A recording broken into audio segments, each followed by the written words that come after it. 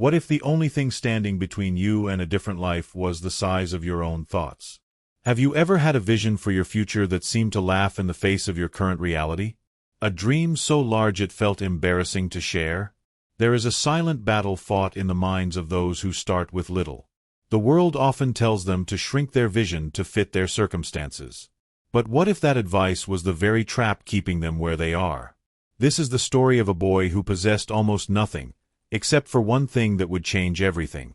In a humble village where the horizon was often limited by the surrounding hills, lived a young boy named Rohan. His family's poverty was a quiet, constant presence.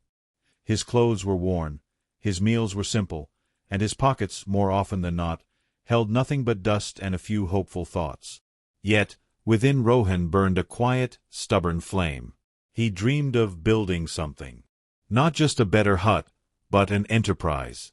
Not just an escape from poverty, but a legacy that would lift his entire family.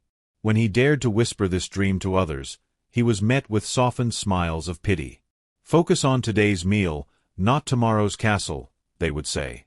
Big dreams are for those with full pockets. The words stung, but they did not extinguish the flame. It only made him guard it more fiercely. One dusk, feeling the weight of the world's small expectations, Rohan walked to the edge of the village where an old, abandoned watchtower stood. There, he found an elderly man named Silas, a retired mapmaker, sketching the stars.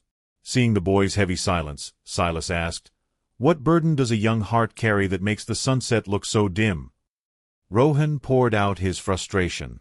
"They say my dreams are too big for my station, that I should think only of what's in front of me." Silas was quiet for a moment. Then, he reached into his satchel and pulled out a worn, beautiful compass. "What do you see?" he asked, placing it in Rohan's hand. "A compass," Rohan said. "It points north." "Look closer," Silas urged. "The needle is held in place, yet it is never still. It is perpetually pulled toward true north, no matter how you turn the casing. Your current circumstances are this casing." He tapped the brass. "But inside you, there is a needle. It is already pointing toward your north, your purpose, your vision. Most people spend their lives staring at the casing, the rust, the dents, the limits, and never trust the pull of the needle within. Your circumstances are the casing, but your vision is the true north." Rohan held the compass, feeling its steady weight. "But how do I follow it when everything around me says it's impossible?" "By aligning your actions, one by one, with that inner pull," Silas said.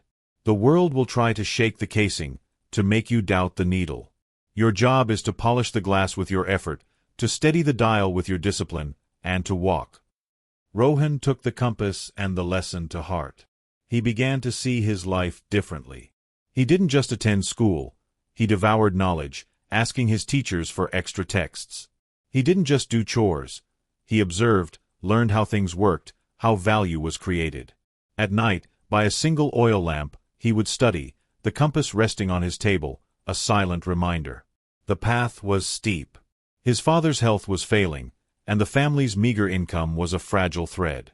Rohan took on work before and after school, helping at the local market, repairing tools for neighbors. Every small coin earned was a step in a direction only he could see. Years of this quiet dedication passed. With saved funds and immense care, Rohan started a modest service, collecting and repairing broken lanterns from around the village, then selling them. He treated every customer with a respect he had longed for himself. He reinvested every profit, not in trinkets, but in better tools, then in a small stall. His business, built one lantern at a time, began to glow. The stall became a shop. The one shop became a trusted name for quality hearths and lights in several nearby villages. The very people who once advised him to think smaller now sought his advice, his employment, his partnership. His family's life transformed. His father received proper care. Their home, once a place of worry, became one of stability and warmth. One evening, Silas the mapmaker visited Rohan's thriving workshop. Rohan greeted him with profound gratitude, showing him the thriving business born from a once impossible dream.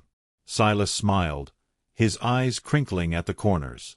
You see, Rohan, the world will always judge you by the casing, by what you seem to have or lack. But those who change their story are the ones who dare to trust the needle. Your dream was never too big. It was the only thing that was the right size.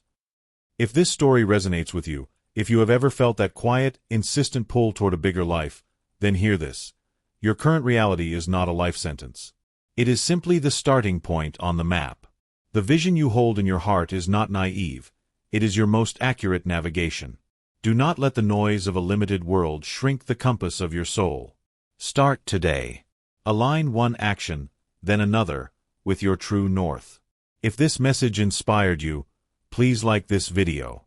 It helps us share more stories like this. And for weekly tales that help you find calm and clarity on your journey, subscribe to the Calm Tales. Remember, the size of your future is determined by the courage of your thoughts today.